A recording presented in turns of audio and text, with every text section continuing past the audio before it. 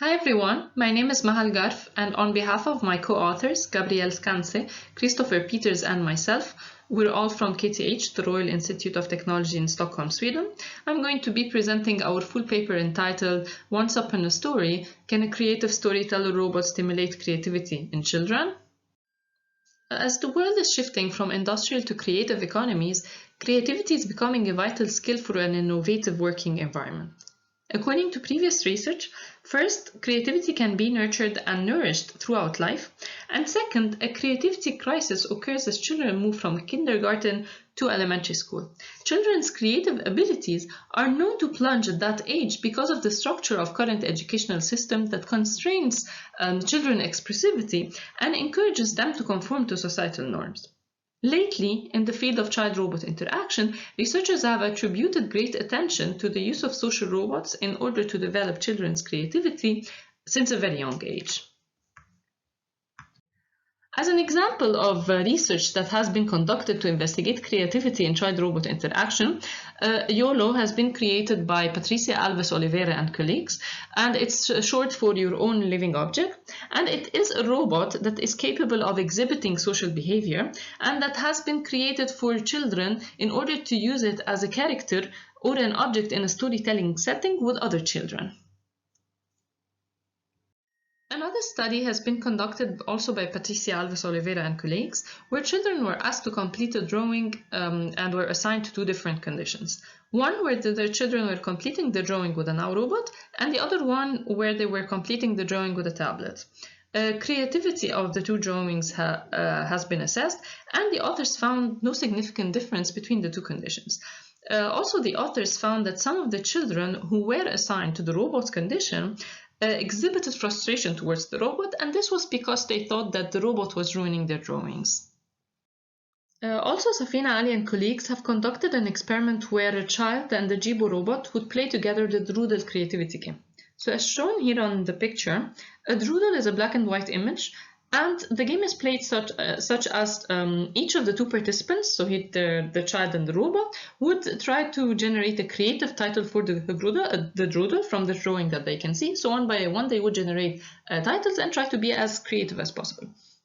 In this experiment, the authors have developed two sets of behaviors for the robot. So one where the robot was creative and the other one where the robot was non-creative. And the results show that children who interacted with the creative robot were more creative than children who interacted with the non-creative robot. Building on this previous work, we decided to also investigate this concept of behavior synchronization or contagion and investigate whether children will also catch or copy the robot's creative behavior, but in an activity of, in a more like a collaborative activity rather than competitive, because here with the Jibo and the child, the activity was of more of a competitive nature. So in our activity, it's more of a collaborative nature.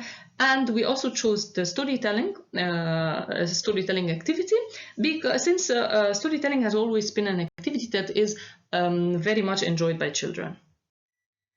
So as mentioned on the previous slide, we designed our interaction as a storytelling interaction between the child and the robot. We asked the child to collaboratively create a story together with the robot, and as a robot we used the Furhat social robot, which is an embodied physical robot with a moving head and a virtual facially expressive face. In order to facilitate the storytelling for the children, we used the storytelling software that has been previously implemented for a previous study that we have worked on. The storytelling software was displayed on a screen situated between the child and the robot. In the software, the child could choose between a set of 4 characters and 9 objects, navigate through different scenes, and move characters and objects all around the scene in order to create the story. In order to avoid the challenges of speech recognition for children, the robot was teleoperated. So as this software has been implemented for a previous study, we had previously collected audio and video data of the children's created stories from the same software. We therefore extracted children's statements from the previous data set and validated them in terms of creativity in an online survey by 100 participants. So we asked participants of the survey to rate every statement in terms of originality on a scale from 1 to 5, where 1 means not original at all and 5 means very original. In the same survey, we also evaluated a set of expressive behaviors that we have implemented for the robot. Participants rated the expressive behaviors on a scale from 1 to 5, where 1 meant not expressive at all, and 5 meant very expressive. We then designed the robot's behavior, and we chose 3 criteria in order to differentiate the robot's creative behavior. First, fluency, which is a measure of verbal creativity, and that denotes the number of ideas generated. The bigger the number, the higher the creativity. In the creative condition, the robot generated 5 to 7 ideas, while in the non-creative condition, the robot generated 2 to 3 ideas. Second, originality, which is also a measure of verbal creativity, and it denotes when an idea is surprising or uncommon. So in the creative condition, the robot generated more original ideas, and these ideas were rated as 3 or higher in our survey by the participants. And in the non-creative condition, the robot generated less original ideas, and these were the ideas that were rated in terms of originality as less than 3 by the participants in the survey. Third, it was expressivity, which is a form of performance creativity which denotes that the robot would act some parts of the story or generate some expressive sounds while telling the story. So the robot in the creative condition generated more expressive ideas, and these were the ideas that were rated as 3 or higher in our survey by the participants in terms of expressivity. Whereas in the non-creative condition, the robot generated less expressive ideas that were rated as less than 3 in terms of expressivity also in our survey. We then conducted an experiment to evaluate our system. We recruited 38 children, 6 were excluded, so in total 32 were included in our final analysis, 15 males and 17 females. We conducted the experiment at Tekniska Museet, which is the local technology museum in Stockholm, Sweden. The age ranged from 5 to 10 years old, and we administered a pre-test for creativity prior to the interaction, and then we made sure to assign the children to the 2 different conditions in a balanced way, in terms of creativity, gender, and age. 16 children were assigned to the creative condition, while 16 children were assigned to the non-creative condition. We also limited the duration of the storytelling activity to 10 minutes, and then we asked the children to fill a short questionnaire. We had collected audio and video data for each child during the experiment, after receiving their parents' consent, of course. We then analyzed the data by means of behavioral coding analysis using the ELAN software. We were interested in assessing children's creativity skills in terms of the 3 criteria that were previously discussed. So first, the fluency, which is the number of ideas generated by each child. Second, it's the originality, so each generated idea by the child was rated on a scale from 1 to 3, where 1 is the least originality and 3 is the highest originality. Third is the expressivity, which is the number of expressive utterances by each child. So as an example, one child used the expressive sound pew pew to denote that one character killed the other, and this was usually in response to the robot using some expressive sounds, like for example when the robot would say, and then the chicken asked, "Quack, quack, quack happened."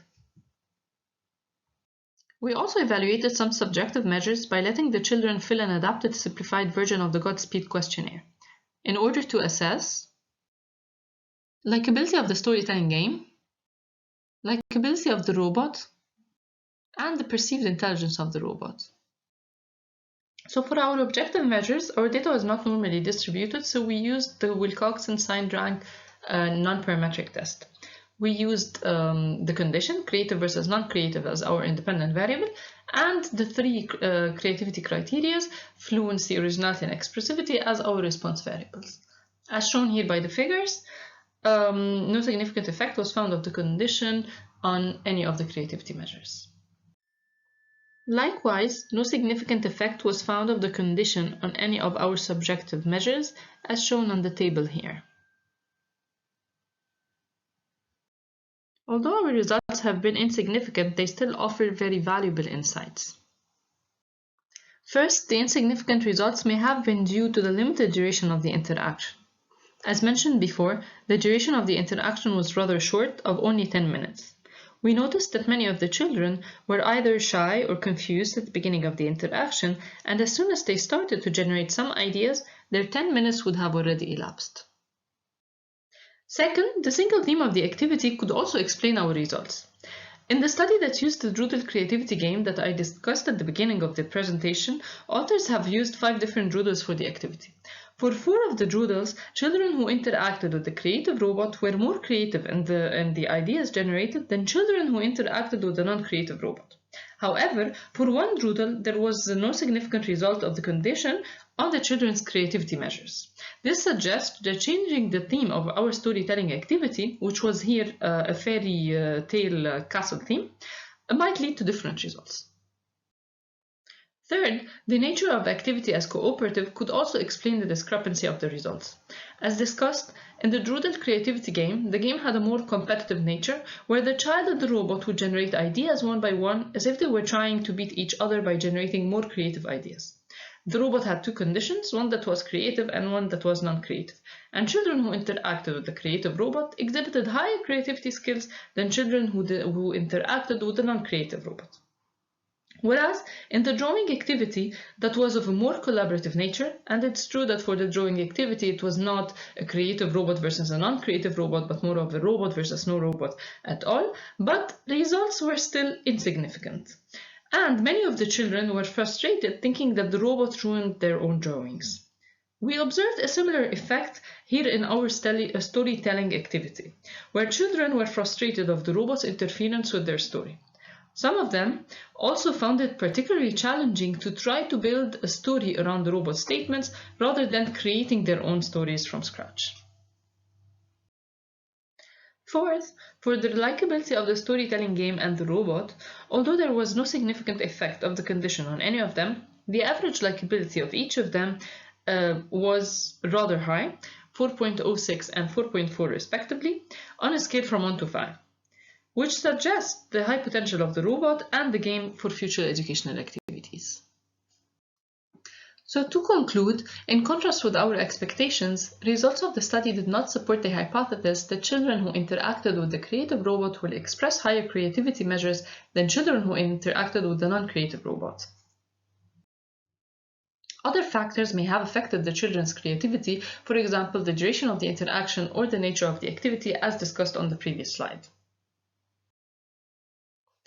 The points discussed open the door for several possible directions. So in the future, we might investigate adapting the robot's behavior to the child's. So by detecting the child's frustration level, the robot may choose to remain silent and start generating ideas only when the child is silent or confused.